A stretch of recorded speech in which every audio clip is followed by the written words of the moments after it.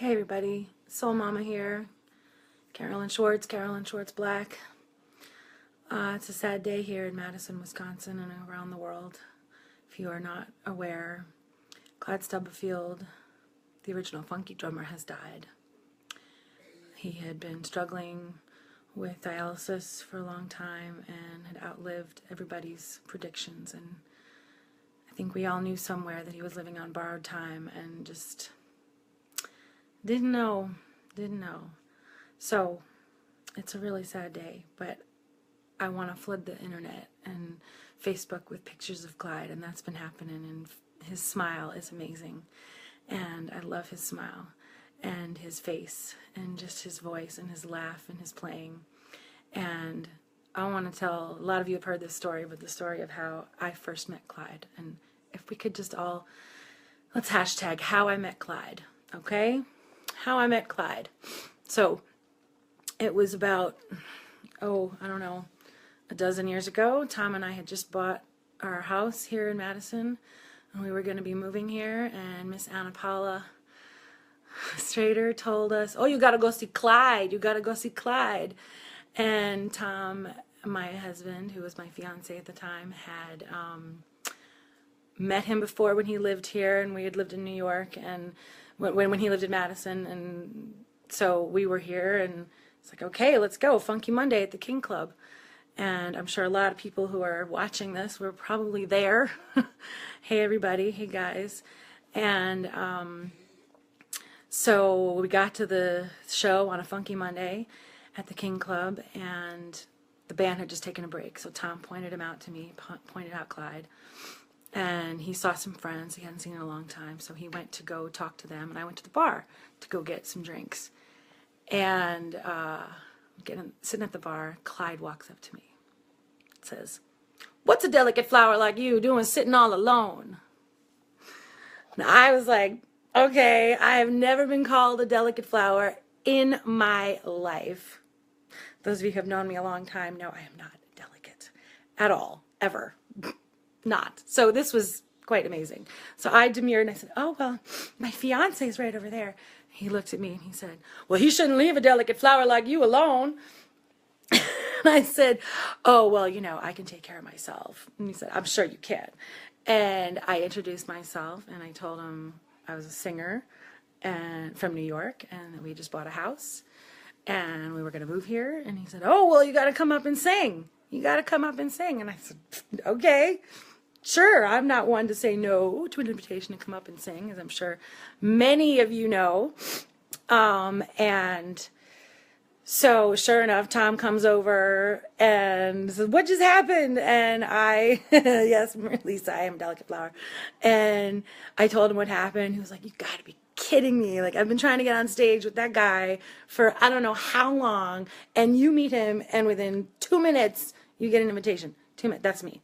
So he calls me up on stage. I sang 3 songs. I love you too, Jerry. 3 songs. I don't remember what they were. They were probably like Stormy Monday and Baby I Love You and, I don't know, Rock Me Baby probably, because those are some standard blues tunes, right? And we just nailed it. Totally had a great time. The band was kicking, as always. And he was like, okay, when you moving here? You're in the band. And I was like, okay. So a few months later, we ended up moving here and started going to Funky Mondays. And he would just sit in. I just started sitting in with the band. He'd call me up on stage, started calling me. First he started calling me Southern Wisconsin's Queen of Soul. I said, no.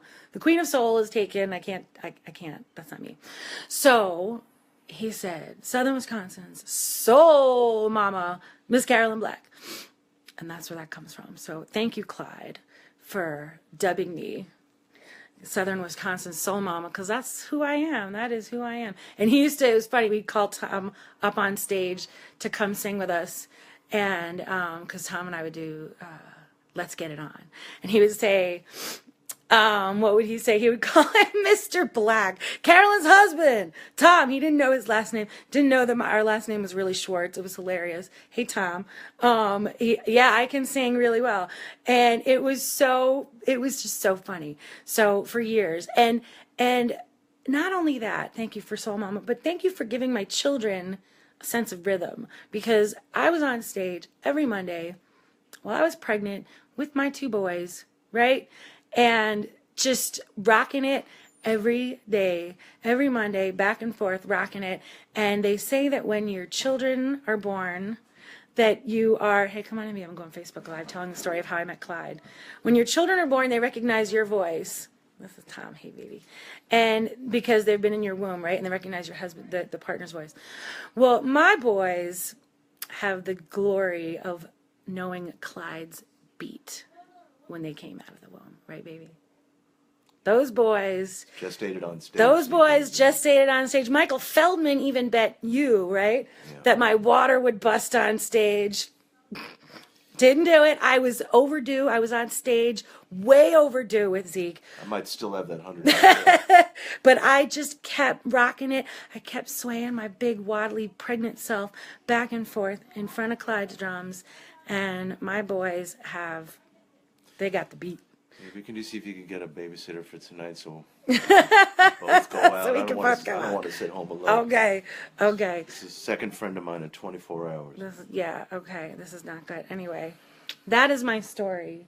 That is my story. If there's a babysitter out there that wants to come and watch our kids while we go out and drink our sorrows away, let me know. Message me privately. That would be good. But that's my story of how I met Clyde, and I have been a Clyde Stubblefield All-Star ever since, and I will be one till the day I die. All you All-Stars out there, you know who you are. Past, present, future. The beat will live on. Funky Monday. The next Funky Monday, you better be there. The High Noon Saloon, Monday the 27th, 6 p.m. Be there. Show your love. We're gonna do it up right.